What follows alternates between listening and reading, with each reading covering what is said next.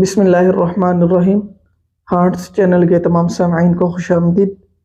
उम्मीद करता हूँ कि आप सब बाखैरियत व आफ़ियत होंगे और अल्लाह ताला के फजल व करम से अपनी ज़िंदगियाँ गुजार रहे होंगे।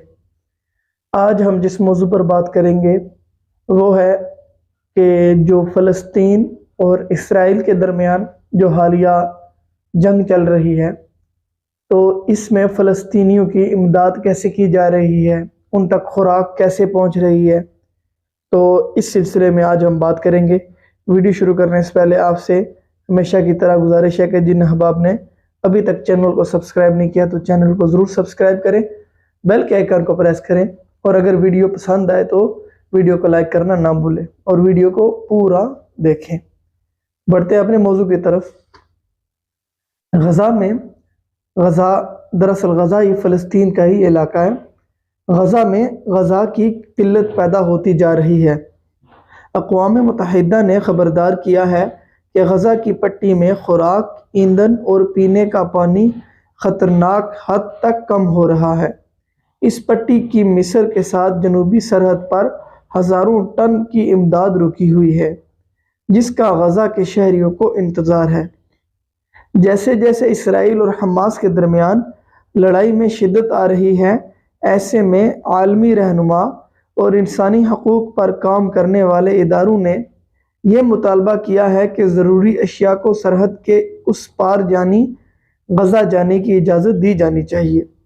खुराक, पानी और तिबी अमदाद की अशिया से लदे तकरीबन 20 ट्रक को शायद आने वाले दिनों में सरहद से उस तरफ जाने की इजाज़त मिल जाए।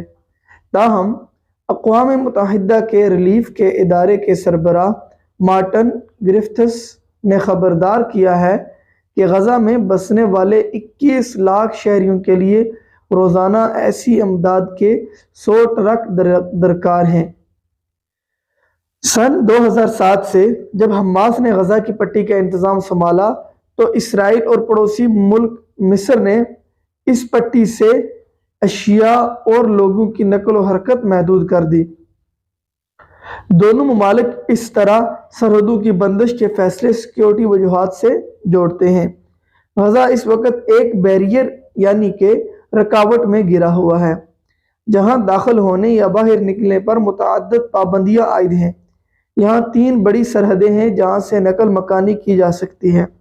हमास के इसराइल पर हमले के बाद इन तीनों सरहदों को बंद कर दिया गया है।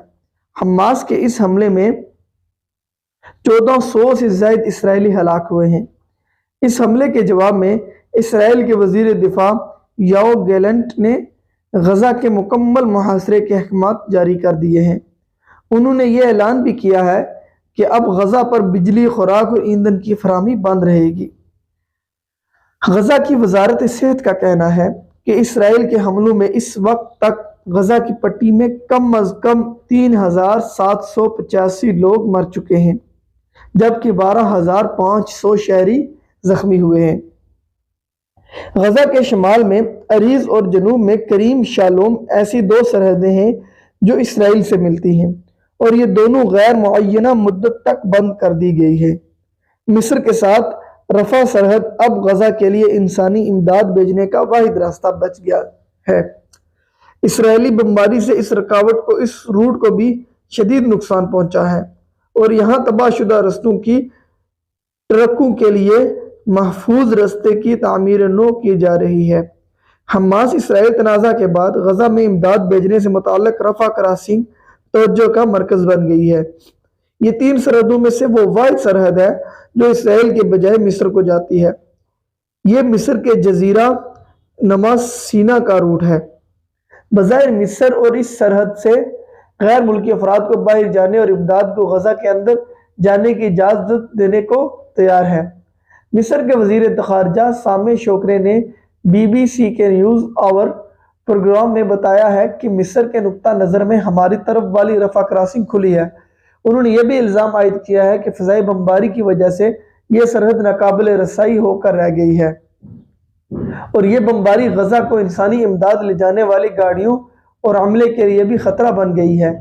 मिस्र के सदर अब्दुल फताह अस-सीसी का कहना है कि इस वक्त गज़ा में जो भी हो रहा है ये आम शहरियों کو پناہ کی غرض سے مصر چلے جانے پر مجبور کیا جانا ہے، جس کی اجازت نہیں دی جائے گی۔ انہوں نے مزید کہا ہے کہ یہ بہت ضروری ہے کہ فلسطینی ڈٹے رہیں اور اپنی سرزمین نہ چھوڑیں۔ انہیں یہ خدشہ بھی ہے کہ اگر اس طرح فلسطینی اپنا ملک چھوڑ کر دیگر ممالک کا رخ کرتے ہیں اور اس سے پھر فلسطین اپنا مقدمہ ہار جائے گا۔ مصر کو اس خطرے کے علاوہ شدت پسند عناصر کا مصر آنے کا خطرہ بھی ہے۔ مصر کو تقریباً ایک دہائی سے پہلے ہی سینا میں اس طرح کی شورش کا سامنا کرنا پڑ رہا ہے۔ اقوام متحدہ نے تقریباً 3000 ٹن تک امداد رفح کی سرحد تک پہنچا دی ہے۔ یہ سرحد سے 1 کلومیٹر سے بھی کم فاصلہ ہے۔ خوراک، ایندھن، پانی اور دوائیوں کے ٹرک ابھی غزہ جانے کے منتظر ہیں۔ اقوام متحدہ کی relief and works agency UNRWA کے کمشنر جنرل فلپ لیزینی نے خبردار کیا ہے کہ ایک بڑی تباہی آنے والی ہے اور امداد کی فراہمی کے محفوظ راستے کے بغیر بنیادی اشیاء کی قلت پیدا ہو جائے گی۔ ورلڈ فوڈ بینک کی جانب سے فوری امداد کی درخواست پر عالمی ادارہ صحت یونیسیف اور دبئی کی انٹرنیشنل ہیومینٹیرین سٹی نے شمالی مصر کے العریش انٹرنیشنل ایئرپورٹ تک انسانی امداد کی ایک فضائی سروس شروع کی ہے۔ نتیجے کے طور پر اس ایئرپورٹ پر تیار کھانے سے لے کر دستانوں تک جیسی امداد کی آمد ہوئی ہے۔ پھر یہاں سے اس سامان کو لاریوں پر لادا گیا اور 45 کلومیٹر رفح کراسنگ تک لے جایا گیا، جہاں وہ غزہ میں محفوظ راستے کا انتظار کر رہے تھے۔ اسی کے ساتھ ویڈیو کا اینڈ کیا جا رہا ہے۔ انشاءاللہ بقیہ ویڈیو آپ تک اگلے پارٹ میں پیش کی جائے گی، تو اس وقت تک اجازت چاہتا ہوں۔ اللہ حافظ۔